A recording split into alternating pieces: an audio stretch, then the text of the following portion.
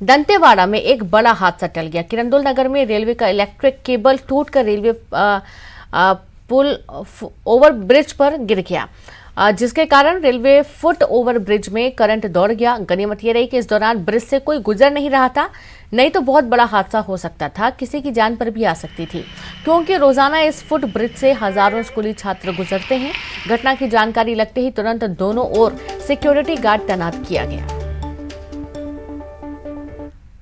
चढ़ गए? क्यों? सीढ़ी के ऊपर? तो कहाँ से भेजे आप लोग को? हम लोग पटरी से पूरा ऐसे घूम के आए। ट्रेन लगी होगी? हाँ। तो ट्रेन के नीचे से आए क्या? नहीं, वो उधर घूम के आए। करंट आ रहा बता रहा है, सुबह मतलब फर्स्ट शिफ्ट वाला बताया कि इधर ही ड्यूटी लगा था फर्स्ट शिफ्ट। हाँ, तो हम लोग इधर ही भेजा। वो क्या वायर उसमें रेलवे वाला में वायर में करंट मतलब उसी में कट के हो गया।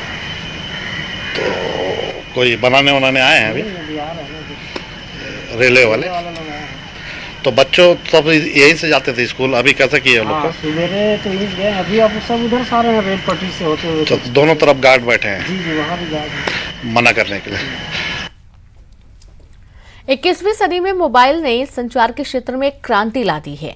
मोबाइल का इस्तेमाल सरकारी एजेंसियों की ओर से आज उसका उपयोग लोगों तक न सिर्फ महत्वपूर्ण जानकारियां पहुंचाने के लिए किया जा रहा है, बल्कि उन्हें कभी भी कहीं भी सरकारी सेवाएं उपलब्ध करवाई जाने के उद्देश्य से किया जा रहा है।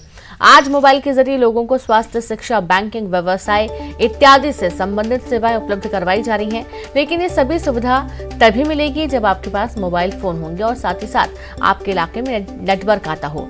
ऐसा ही कुछ हो रहा है बलौदाबाजार जिले के वनांचल क्षेत्र के 4 ग्राम पंचायत के आश्रित 18 गांवों की, जहां की लगभग 15,000 लोग आजादी के 75 साल बाद भी मोबाइल नेटवर्क की समस्या से जूझ रहे हैं, जिसके चलते स्वास्थ्य, शिक्षा, ऑनलाइन बैंकिंग जैसे महत्वपूर्ण चीजें लोगों को नहीं मिल पाती।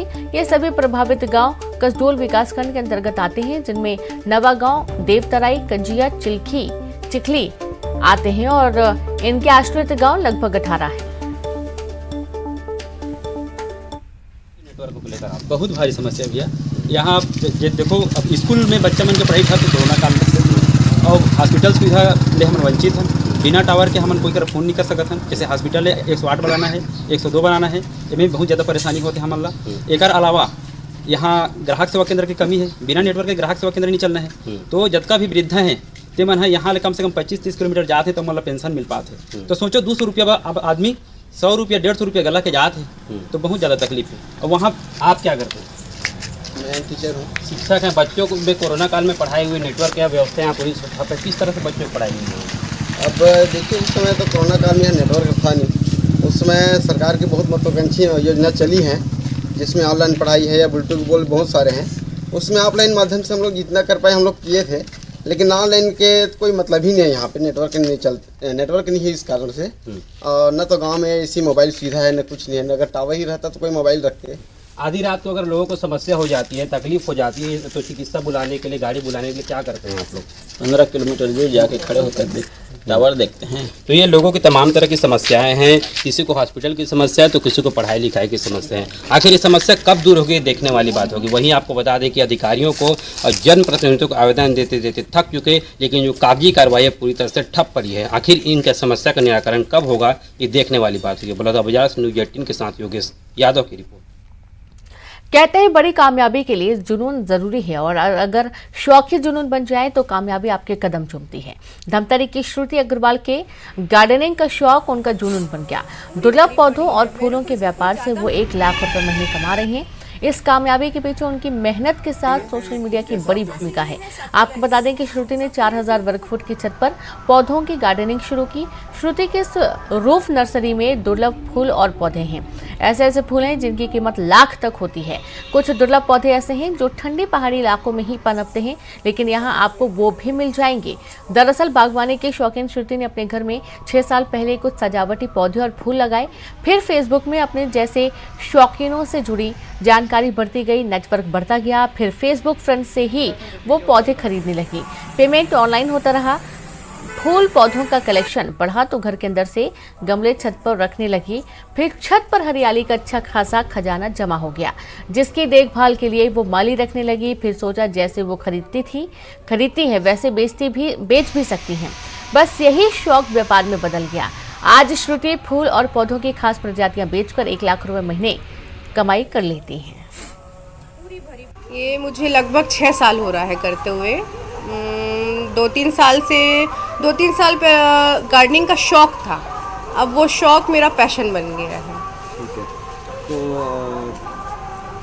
कितना स्क्वायर फीट ये आपका छत है जिसमें लगभग 4000 स्क्वायर फीट है। हाँ। कितने टाइप्स के, कितने प्रजाति के यहाँ पर आपने पौधे लगाए हैं? पौधों की प्रजाति मैंने, अगर हम इंडोर को ले तो इंडोर की वैरायटी मेरे पास कम से कम 60 से 70 है। अच्छा। और ऐसी वैरायटी हैं कि जो आपको नॉर्मल रायपुर में भी नहीं मिलेंगी, ऐसी मेरे पास वैरायटीज़ हैं जो मैं बाहर से कलेक्ट करती हूँ। मोस्टली केरला, तमिलनाडु, साउथ से आते हैं, जो यहाँ के एनवायरनमेंट में वो एक्चुअली एडजस्ट नहीं हो पाते थे, लेकिन मैंने उनको यहाँ दिया है वैसा एटमॉस्फेयर कि वो अब यहाँ पे एडजस्ट हैं और बहुत अच्छे से खुश होकर रह रहे हैं। मैंने ऐसा यानी काउंट तो नहीं किया है, लेकिन अप्रॉक्सीमेटली मेरा ईयरली ना 1 मंथ में 1 लाख करीब मेरा आता है, जिसको फिर मैं वापस उसी में इन्वेस्ट करती हूँ। पहले यहाँ पर कबाड़ सा रहता था, लेकिन अगर सुंदर चीज़ होती है तो हमको भी अच्छा ऐसा लगता है। अगर आप साफ जगह में बैठे तो अपने आप को साफ रखने की इच्छा होती है। उनकी प्लानिंग है काफ़ी और हाई लेवल पे जाके काम करें, आप सपोर्ट करें? मैं पूरा सपोर्ट करूँगा अगर नियर बाई कोई ज़मीन मिल जाती है, क्योंकि अभी है हमारे पास ज़मीन, लेकिन शहर से दूर होने के कारण नहीं कर पा रहे।